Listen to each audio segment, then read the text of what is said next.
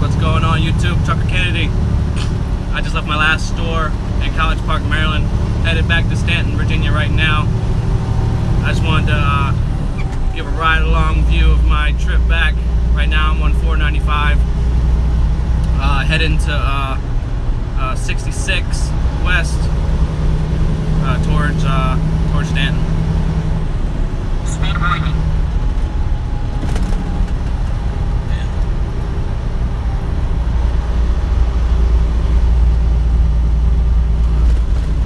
I got about 163 miles to go. It is a 2-hour and like 45-minute ride. Yeah, sorry if it's a little bumpy. You know, can't do nothing about the road conditions. But yeah, so I'm just showing 495. I do like driving this route, even though it is congested a lot of the times, and there's 4 lanes of traffic, and everybody's going at a different speed and cutting people off and stuff like that. But this is just pretty much what I do on a daily basis.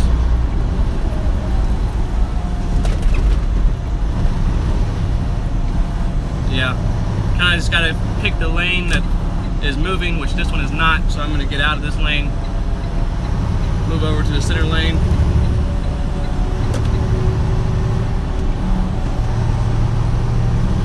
Going down the road. What's going on? I can't really interact or answer any questions or anything, but just wanted to give you a view of what I'm seeing today.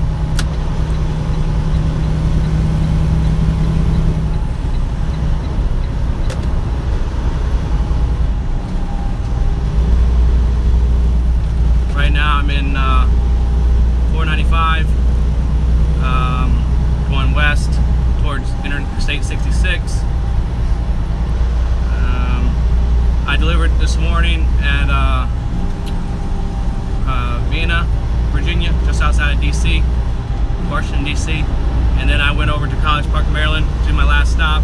Now I'm headed back to Stanton, my distribution center, to get my next load tonight, which is going towards, my next load's going to Raleigh, North Carolina. So what, like Mondays we go north, Tuesdays south, Wednesdays north, and then you know, we pick our loads up the day before.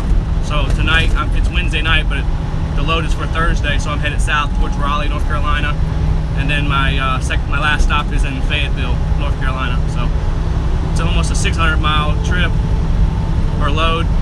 So it's a good paying load. We don't get to pick our loads, but you know, our fleet managers and our dispatchers give us the loads and stuff, and you know, they give the long, you know, you get treated pretty well, you know, depending, you know, it just depends on what you got remaining on your clock as to what load you're going to get, and you know, how you run your clock, if you're on time, if they can count on you to get it there and get back to get the next load, you know, to get to your store. And you know, you just got to be on time, you got to be able to be reliable, and they know that I am. So you know, they give me these long routes and stuff, and I mean, I've made it to my stores the night before and done my first stop, and made it to my second stop that same night, you know, and they're like, how did you do that? You know, and I'm like, I just, you know, I got there and they weren't closed yet. I went in there and talked to the manager, and they said they'd unload it, and I was like, cool. And then I seen I had an hour and 50 minutes left drive time, and I went to my next store that was an hour and 20 minutes away, you know. So you know, I do everything I can to be on time and to keep you know, my truck moving. You know, if it says I have time left to drive, if I have, you know, more if I have time on my 11-hour clock to drive and I haven't used up my 14-hour clock yet, and they'll deliver it or they'll unload it the night before, I'll go to my second stop. You know what I mean? I'm not just gonna sit there and you know, and then you know, sleep and rest or whatever I could, but if I have time left, then I'm gonna move. You know, I like being ahead. I like getting my Friday's load, which I get tomorrow, because that's the load I go home with. I like to get that as early as possible on Thursday, you know, because if I get that load early on Thursday, then, you know, and I can get one of those loads off at that night before, then I'm home earlier on Friday, you know. There's been times where I got home Fridays at like 11 o'clock in the afternoon, you know what I mean? And then I got off all Friday night, Saturday, you know, sometimes I go back to work Sunday night or Monday morning, you know. So I mean, there's some weeks where I work 4 days, or I do 4 loads, and, you know, and I still get like, you know, 2,200 miles, you know, 2,300 miles, depending, you know. But so, you know, I do the most amount of miles in the least amount of time that I can. I don't really know what everybody else on my account is doing, you know, because I don't see their, you know, their statistics or their numbers or whatever. But, you know, I feel that I'm doing good. This car shouldn't have got in between us, but I feel like I'm doing good. You know, I know I try to do good. I cut down on my idling. I don't idle. I try to choose the shortest route possible to not have any out of route miles and stuff, you know. But sometimes it's, you know, if there's bad weather or something like that, and, you know, the short route takes me through some back roads or some roads that are, you know, real windy or hilly or whatever, you know, I might just go the 20 mile out of route way that's on interstates, because, you know, it's better roads, and you know, the weather, you know, driving on those roads in bad weather are a lot easier than back roads and stuff like that.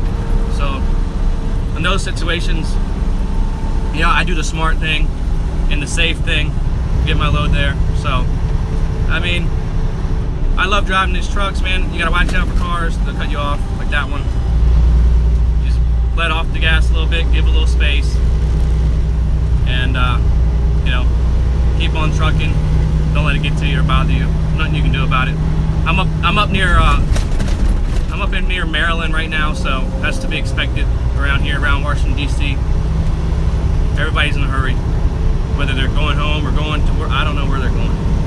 I'm working, so you know. I get to ride in a nice, fresh, paved lane. It's nice and smooth. It feels good. Not bouncing me all around like some of these other roads. So I'm gonna stay right here in this lane until I have to get off it. Yeah.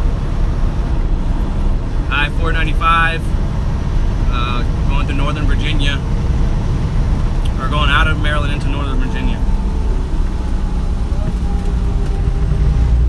I'm used to this route.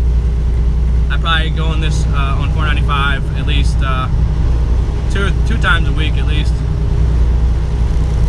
So I know it pretty well. I'm comfortable. Yeah. Yeah. So I got word on my trainer course, you know, update. I'm supposed to go next week. When I get back to the DC right now, if they're still there, I'll talk to them and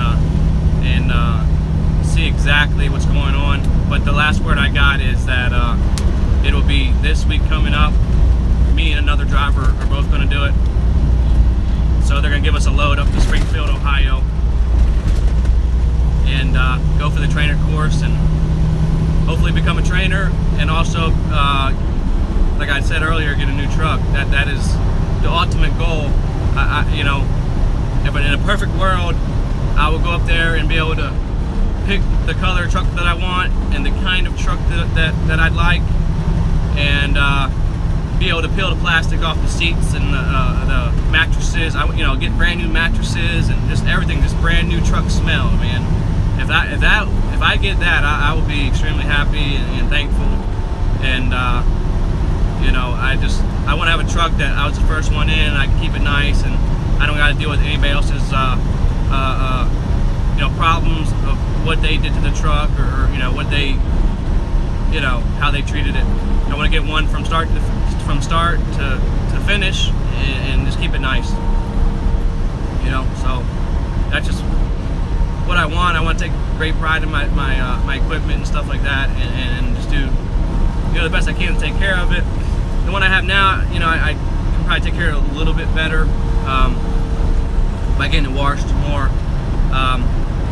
But like I said, I'm trying to get it washed this week. I don't know if it's going to work out. Maybe I can get it washed today, actually, on my way down to Raleigh. But it just depends on the truck wash and how many trucks are in there. They take forever, man. You'll be in the truck wash line, and there'll be like 5 or 6 trucks in front of you, and you'll be sitting in that line for like an hour and a half, man. It's kind of a pain. Unless you're like the first 2 or 3 trucks, it takes a long ass time. So, yeah.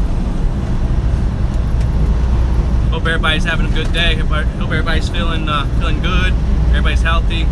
You know, everybody's working hard towards getting their CDL and you know, getting ready to start their career in trucking. It's a good career. I mean, I like it, man. It's good. I really do like it. I mean, I don't know, you know, I feel like I'm being taken care of, and I'm being listened to, you know, and I got good fleet managers. I think that's the key. I got good fleet managers. I respect them. They've shown me respect, and it's been a good thing. So ever since I got on the Best Buy account, it's gotten a whole lot better.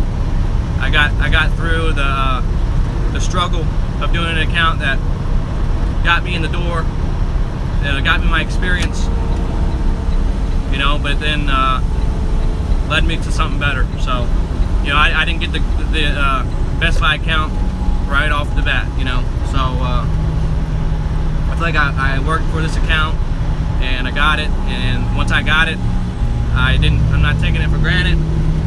Not necessarily about the money, just about the schedule. Like I said, the small, you know, the smallish feel of being on this account in a mega carrier. You know, I like it. You know what I mean? It feels like I'm on a smaller. It feels like I'm in a smaller truck company on this account, because I only deal with, you know, my fleet managers and like 20 other permanent drivers. So I really like it. You know, so I'm not over the road. I don't really know much about that lifestyle other than being in training, where, you know, for the 2 months of training, I actually didn't even go home at all. I trained, like I said in previous videos, I trained up in the Northeast in Connecticut for the Dollar Tree account. I delivered to upstate Maine, like Bangor, Maine, I think it's called, where I could see Canada. You know, it was freaking winter. It was negative 20 degrees. You know, driving over snow or some type of ice or something, pretty much the whole way. Once I got into Maine, and I drove upstate New York, which also was, I could see Canada pretty much. I went all the way. I can't remember the names of the towns, but you know, my very first load ever was to Brooklyn, New York, and you know, I got good training, good experience, and you know, I've taken that with me, you know, the whole way. You know, I mean, during training, I wasn't happy. You know what I mean? I wasn't all the way happy for being stuck all the way up in Canada or in Connecticut training. I didn't really like that. I felt like I should be training in South Boston, Virginia, on the account that I was going on. You know, the account that I was going to. That's what I was going to be doing. Dollar General out of South Boston, Virginia. I really didn't understand why I was being trained in the Northeast. in Connecticut on Dollar Tree when I was going to be a Dollar General driver. It's the same concepts, but also it's the same concept, you know, going to the stores and stuff like that and being tight and all that, but the unload process was totally different. So I was, you know, so it wasn't always, it's not peaches and cream, and it hasn't been for me either, you know what I mean? I just dealt with it. I dealt with the confusion. I dealt with, you know, not understanding like why I'm training up here when I could be training in Virginia, and I probably would be going home, you know, on the weekends instead of going into a hotel room, you know, and not seeing family or, you know, my fiance and my kids for 2 months straight, you know what I mean? So, you know, I dealt with a little bit of stuff, you know, and there's a couple things that happened when I was at Dollar General that probably would have had a couple people, you know, quit because of it, you know what I mean? And I just you know, I just put my my foot down and like, you know what? I'm not gonna let this situation cause me to quit. I'm gonna voice my opinion on what I think is going on, what's wrong, and why it's not working for me.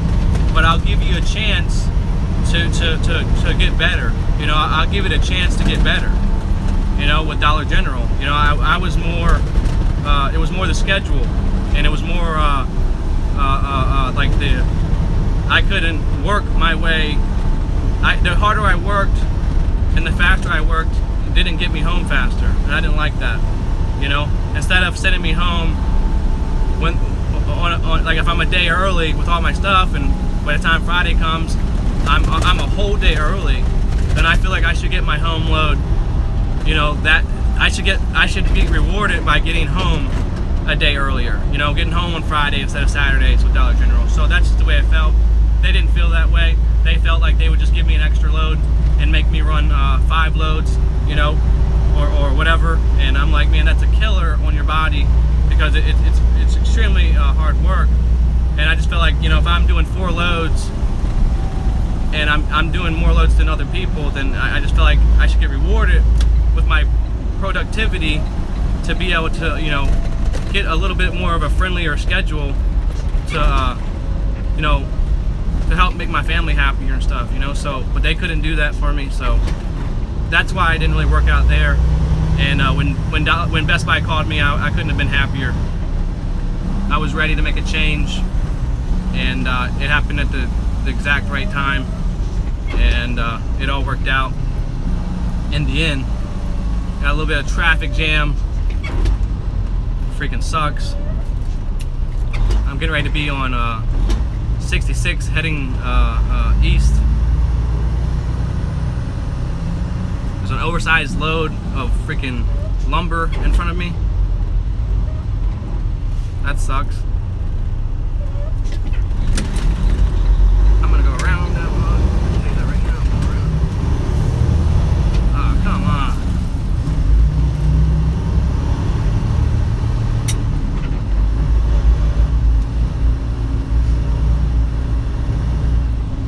I'll help this guy block the road, give him some extra room.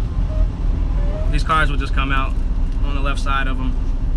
They don't really care that he has an oversized load hanging off the right side. So I'll just stay right here, help them.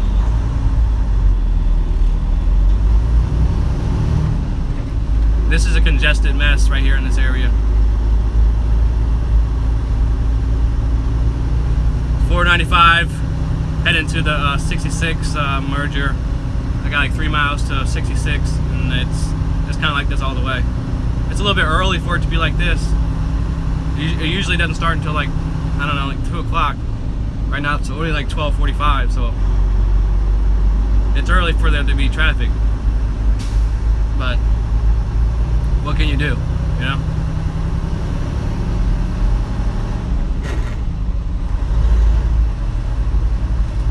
So I really want to get by this guy. But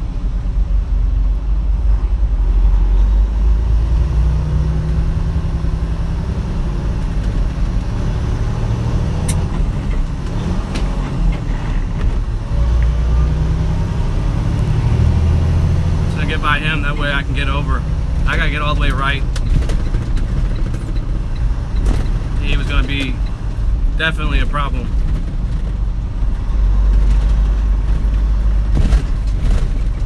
Yeah.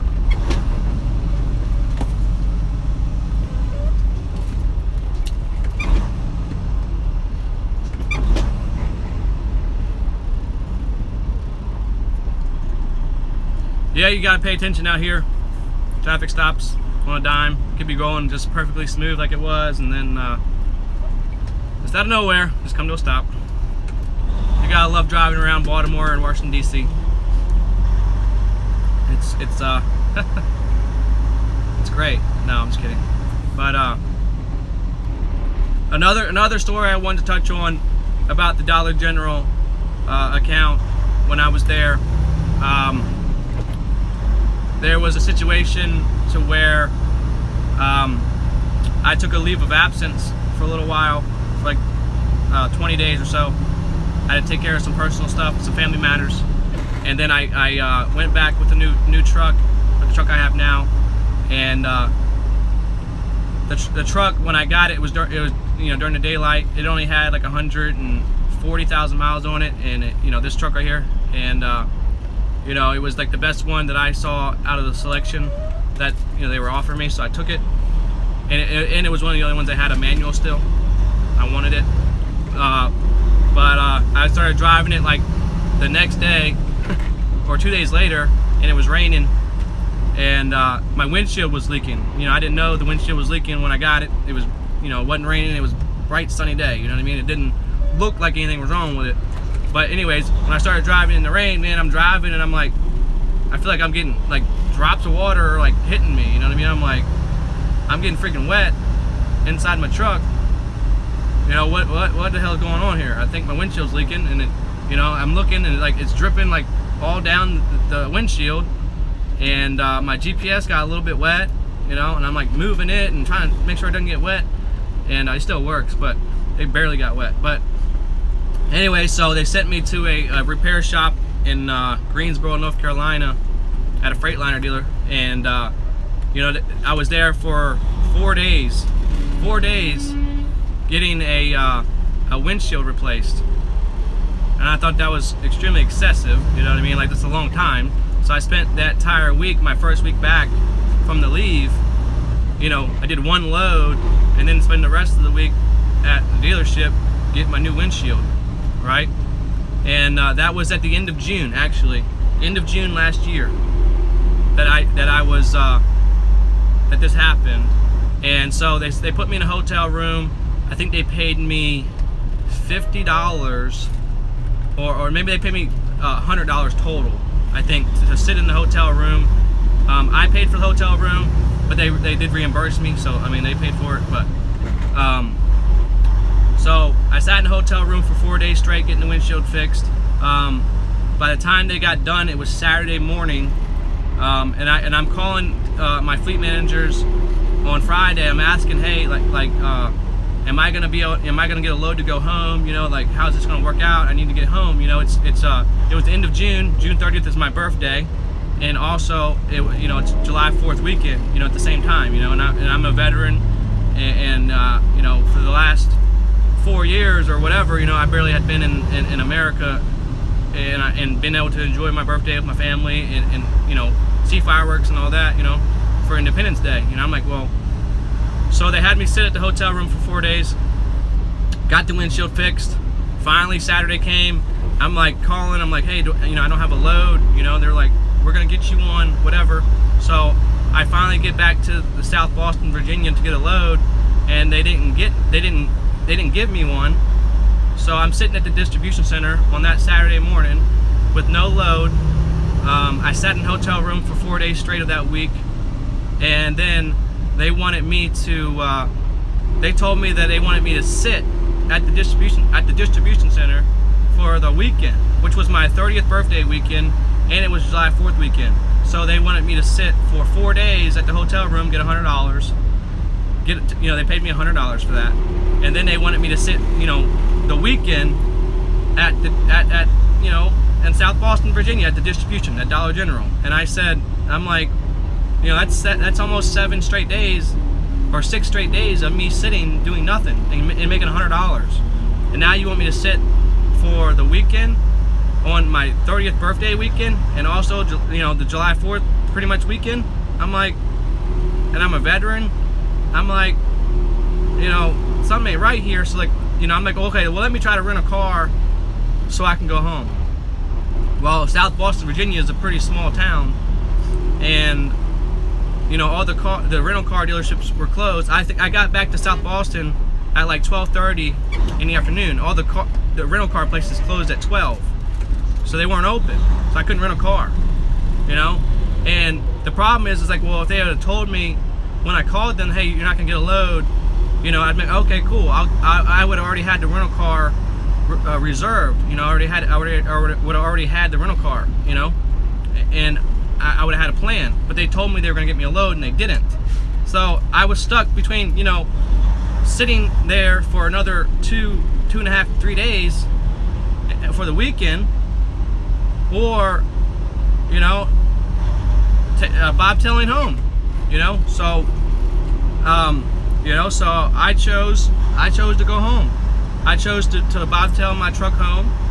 I think it was 130 miles, 140 miles each way, you know. So they end up charging me $2 a mile. They charged me $2 a mile to go home that weekend for my birthday and for you know, Independence Day. You know, they were doing the fireworks on the weekend, you know. So they charged me $2 a mile. It ended up being like $630 some that they charged me for going home, after I sat for 4 days in the hotel room getting a windshield, and then they didn't get me a load. There was no communication with my fleet manager so I could have got a rental car. They charged me $630 or $40. I can't remember exactly the amount, but it wasn't cheap, you know what I mean? So they took that out of my check, right? And then that Monday came, and I went back to work, and they wrote my fleet manager wrote me up, and they told me they were charging me $2 a mile or whatever. And I'm like, okay, you know. So you know, I said, well, you know, I don't know many people out there that would sit for 4 days in a hotel room, make $100, and then also want them to sit the weekend too, on their 30th birthday weekend, and also July 4th weekend, when they have been out of the country for like 3 of the last 4 years. They haven't really been around their family much. You know, when I had you know, a choice, if it's in my choice, I always choose family over, you know, the company or work. Family is first and foremost with me. And when I started I with Dollar General, I expressed to them how much, I told them, I said, I care about family more than I care about money. You know what I mean? Like, I care about schedule more than I care about money. You know what I mean? Like, if I could sit home an extra day on the weekend instead of coming back to work, I'd rather do that, because that keeps my family happy, and the bank account don't matter if everybody else is unhappy, you know? So I just gotta make enough money to be able to pay my bills, keep my family happy, and that's it. I said, I'll do whatever you guys want me to do throughout the week. I'll do whatever you want me to do. But if there's a day that you want someone to sit on a Friday, or they can go home early or whatever, you know, give the other people the load if they want the money. You know, if they want the load, give it to them. You know what I mean? Don't give it to me if they want it. That's all I was, you know, stressing to them, basically. So they had me sit for 4 days straight, paid me $100 at a hotel room, wanted me to sit for almost 3 more days, and I didn't do it. I took my truck right on home. I took it right on home. Had a great weekend, had a good birthday weekend, went and saw fireworks with my girls, my fiance, had a great weekend. You know, so when I got back on Monday, and she told me, she wrote me up and charged me $2 a mile, I said, you know what? I said, I'd do it again tomorrow. I said, if you ever want me to sit for 6 or 7 straight days again and pay me $100, I'll do it again tomorrow. If it's my birthday weekend and Independence Day weekend, and I'm a United States Marine vet, and I've been to war, and I've seen, you know, I've seen and witnessed people being killed, and I mean, I'm gonna be, and I'm in America, and I'm only 100 and some miles away from home, and I take the truck home anyway every weekend. I'm going home. I'm not sitting for 7 straight days and missing out and making $100. I asked her, I said, what would you have done? She told me that she would have sat there. I said, that's funny. I said, that's funny, because let me pay you $100 for 6 straight days of work, and you stay at this desk right here, and you gotta eat here, you gotta sleep here, you gotta crap here. You know, you can't leave this desk, this area, for 6 straight days. You know what I mean? Or I might put you in a hotel room for 2 or 4 of those days and give you $100, but you know what I mean? Like, you're not gonna do that. You clock in every morning, you go home every evening. You know what I mean? So I was like, you know what? It is what it is. Family first, all day, every day. And I don't say that just to say it. I mean that. And you know, so I had that happen to me in Dollar General, and I still stayed. You know, I still stayed another, I think it was another month and a half before the Best Buy account called me. You know, so I'm just saying, like, it hasn't been all, you know, peaches and cream, but I didn't let the bad situation, you know, get the best of me. You know what I mean? I stuck it out, and you know, I mean, I was still happy. You know what I mean? I still went back to work that same day, and on that Monday that they gave me a one-stop load. So the whole trailer went to one store. It was only like 30 miles down the road, so it was only like $30 or $40 of pay, or 60 bucks in pay or something. I made no money on it. I had that load delivered and unloaded that night and back that same night in my distribution center, ready for another one. You know, they gave me that load to mess with me. You know what I mean? What I'm saying is I still worked just as hard.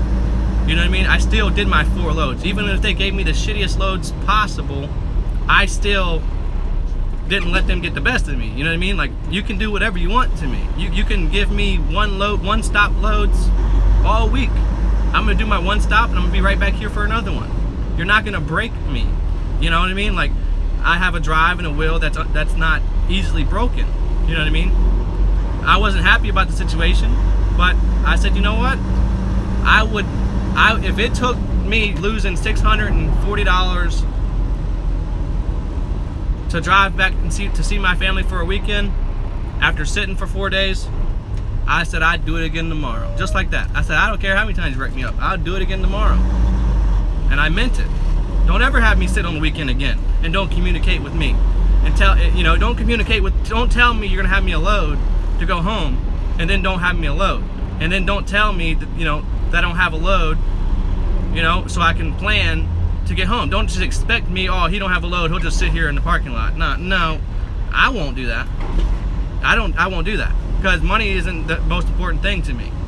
You know, my life, I've positioned my life to where money is not the most important factor. Family is the most important factor. You know, I'm choosing to be gone all week from my family for money. I'm not going to give up the weekend too for free. It's not going to happen, ever. On this account or any other account. You know, if I'm going to be gone for that amount of time, then I'm going to be making a lot more than a freaking $100. So that ain't happening. So, and I didn't let it happen, but I also didn't let it keep me down, and it didn't make me give Warner Enterprise a bad name. You know, I didn't take it out on Warner. Of course, I wasn't making videos at that time. I didn't start making my first video until I was with Best Buy, and you know, I had gotten through that you know, rough start, basically. I mean, it was a good start. It started out great with Dollar General, but before long they started taking advantage of me, and you know, it's just taking advantage of my work ethic. I thought, like, I was killing myself for very, you know, just, and they said, well, you're getting paid good money. I'm like, you know, it's good money, but it's not like it's, you know, $1 million, you know what I mean? It's not like that much money, you know what I mean? Like, it's not, just because you pay us a decent amount of money, we're working for that money. You're not giving it to us. We're earning every dollar on that account.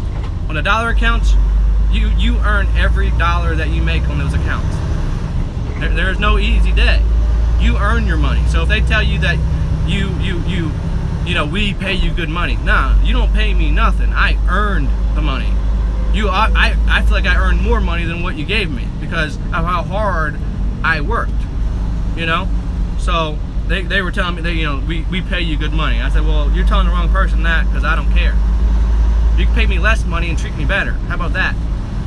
If you pay somebody a lot of money but you treat them like crap, it doesn't matter how much money you pay them. They're not gonna like working for you. So that was my problem with Dollar General. I think it just depends on which fleet manager you got, because there was another fleet manager there that I got to work with for a couple weeks, and it was fine. When my fleet manager was gone, she took over for all the drivers, and she did a great job for me. She even got me a pass through, during the week. You know what I mean? Like, what's wrong with that? So, I think it just depends on your account, where you're at, the fleet manager you got, how much she likes her job, for one, because I don't think that she even liked her damn job, for one. And, she acts like I told her, I said, why do you think Dollar General has such high turnover rate? They said because it's hard work. I said, that's not the reason. That may be the reason, that may be part of the reason, but that's not the reason why drivers switch so often. I said, maybe it's the way that y'all treat them. Maybe y'all treat them like they don't matter.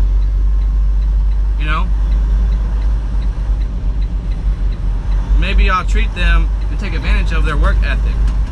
Maybe you don't work with them on the schedule, or give them an incentive besides money, because not every driver situation is the same,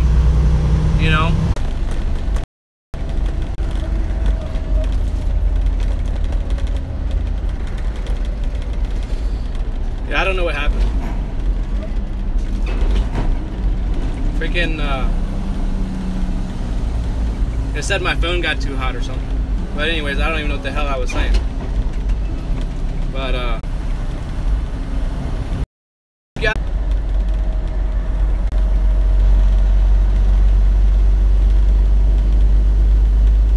Alright, I'm trying this again. Shit. Pain in the ass. But yeah, like I was saying, at that time I only had 8 months worth of experience driving a truck, so that includes training. So 6 months solo, 2 months with the trainer, so 8 months total.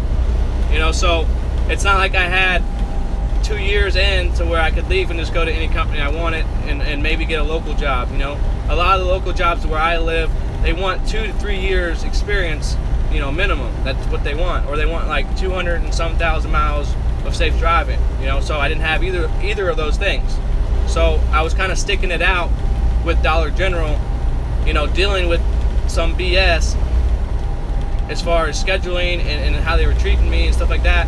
But I still put my best foot forward. I didn't let them slow down my drive or my hunger, to be the best that I could. You know what I mean? Like, I still did my best, even if they pissed me off. I just did my best anyway. So, and it's gotten me further. It's gotten me further dealing with it that way versus, being pissed off at the company, slacking off, not doing what I'm normally doing as far as like getting my loads there, being early. No, I still did all those same things, regardless. You know what I mean? So like, I feel like if you're gonna stand up for yourself and you're going to speak your mind or do things that other drivers may not do or afraid to do, then you better be good at what you're doing. You know what I mean? They better be able to see some type of effort or some type of productivity from you that they're not seeing from other people, to where you become an asset or you become valuable, to the account. They don't want to lose you, regardless of what they're saying. They don't want to lose someone that is productive. They don't want to lose someone that is a day early delivering their shit. They don't want to lose that. So you can't be going in there like, raising hell. I didn't raise hell. I just told them how, I just very calmly, respectfully just told them, hey, I would do it again tomorrow. You know what I mean? Like, that I'm going to do it tomorrow. Family first, and that's just that. If they don't respect that, then, oh well. If you want to fire me because I said I put family first, I paid the consequence. I just told you that I'd do it again tomorrow. It doesn't matter. That's all.